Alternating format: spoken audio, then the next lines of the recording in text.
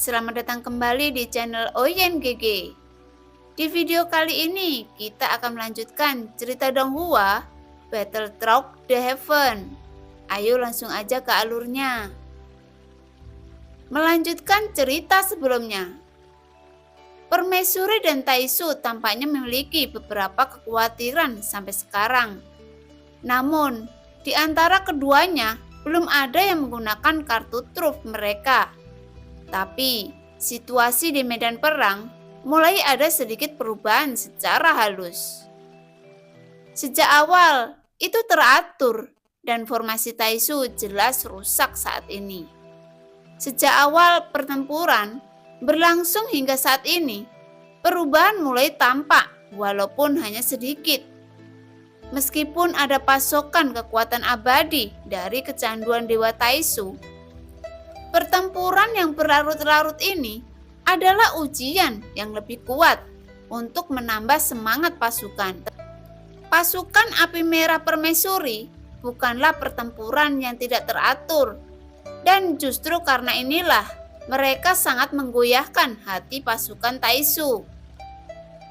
Pasukan Api Merah Permaisuri tidak menyerang mereka semua dengan keunggulan jumlah, melainkan melawan pasukan Taisu dengan mengandalkan ritme. Melalui pertempuran seperti roda yang berputar, jelas Taisu merasakan kesulitan untuk mengatasi mereka saat ini.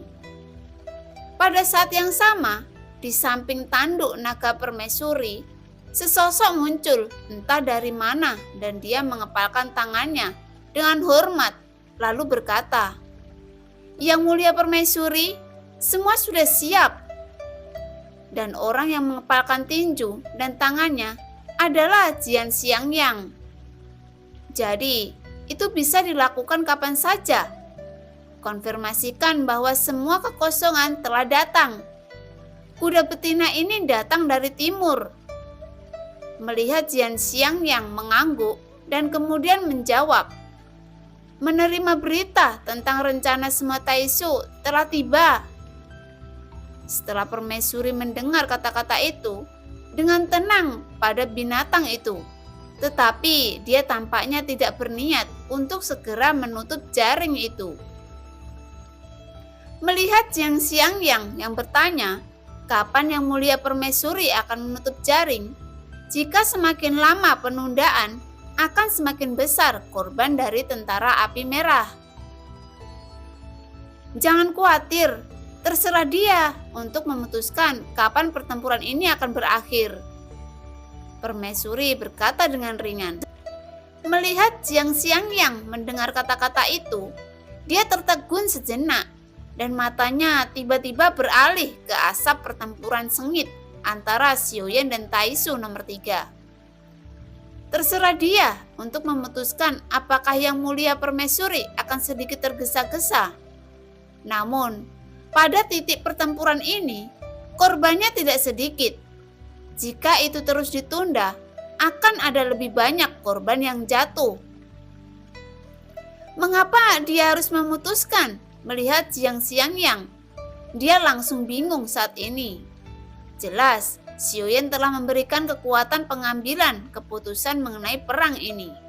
Namun, melihat Jian Xiangyang sangat enggan dalam perang ini, untuknya jalan permaisuri yang berjuang untuk melihat Xiaoyan, yang membuat dia lebih bingung. Bukankah seharusnya dunia nyata Xuanyin harus secepatnya membersihkan cacing seperti Taisu? Anda benar-benar berpikir bahwa jika Anda menghapusnya, itu akan mengakhiri segalanya? Ratu bertanya dengan lembut. Mereka telah merebut sumber daya dunia nyata Xuanyin. Dan tidak mengherankan bahwa semakin sedikit pembangkit tenaga abadi di dunia nyata Xuanyin dalam beberapa ratus ribu tahun terakhir.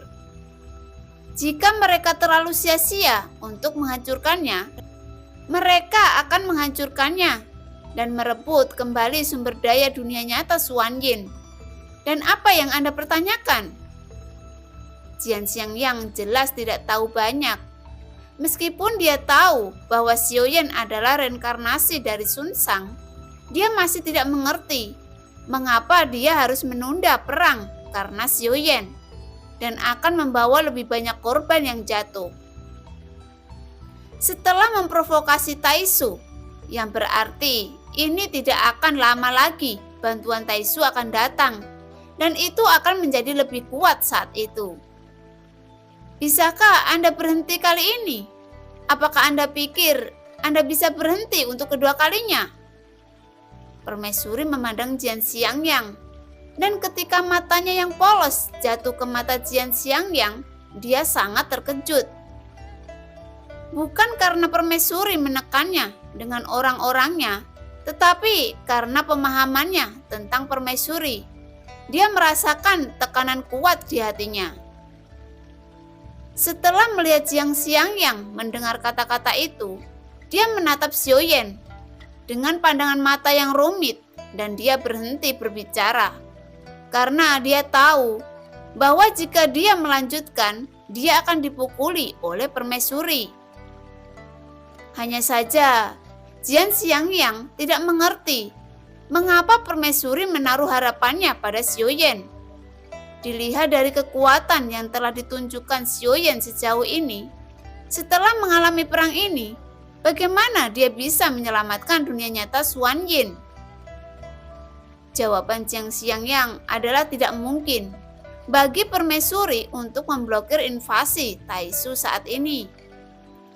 Namun, menurut Jian Xiangyang, itu tidak mungkin.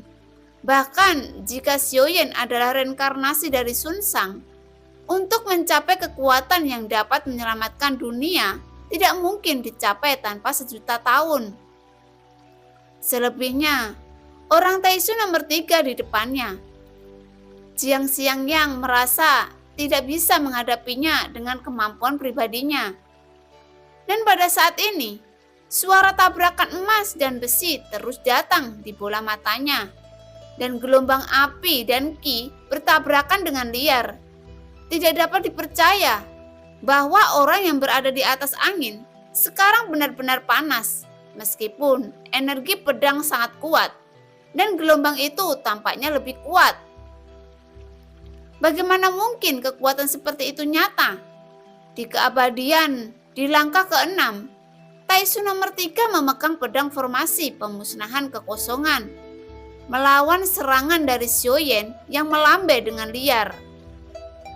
Kegilaan di mata-mata kecil itu tampaknya telah kehilangan akal sehatnya, dan itu pasti reaksi yang tidak dapat ditanggung oleh dewa pertempuran setelah penyatuan avatar. Namun, kegilaan ini juga meningkatkan kekuatan tempur Xiaoyan beberapa tingkat.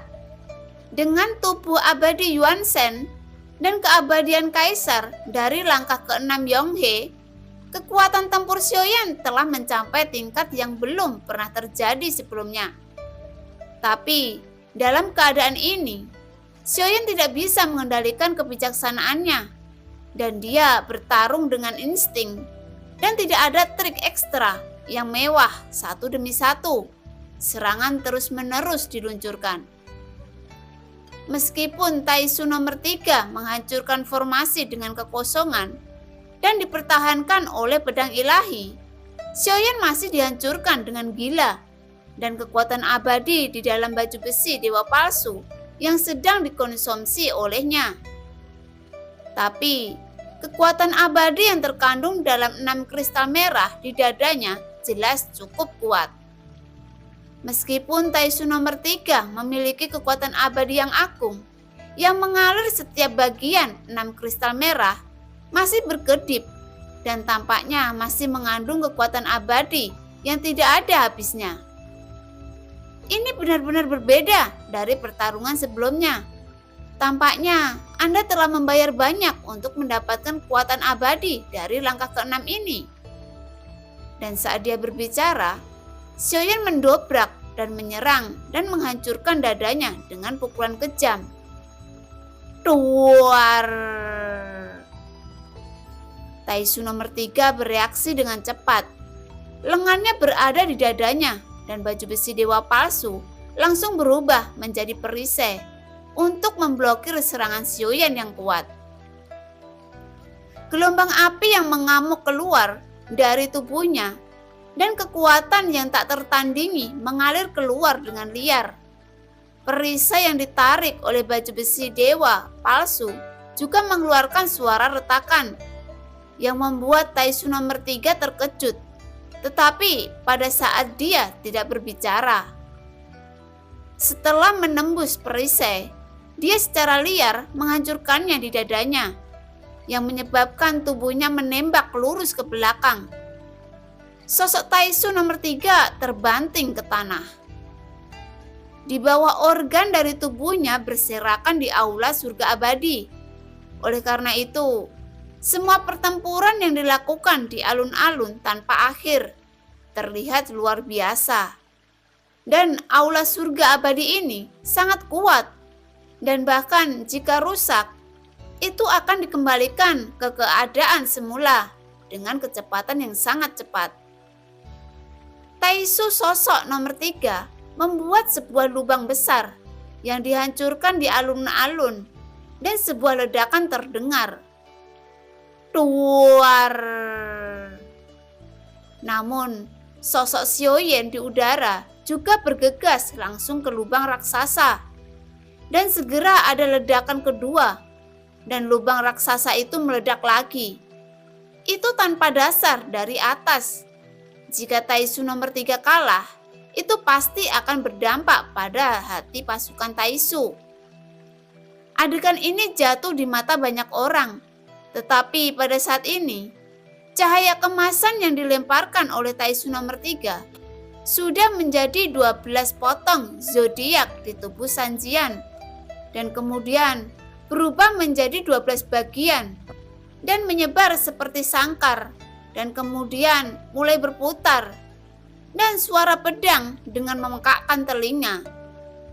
1 detik berikutnya, 12 cahaya pedang meraung dan hanya menuju lubang raksasa tanpa dasar yang diselimuti debu di bawah.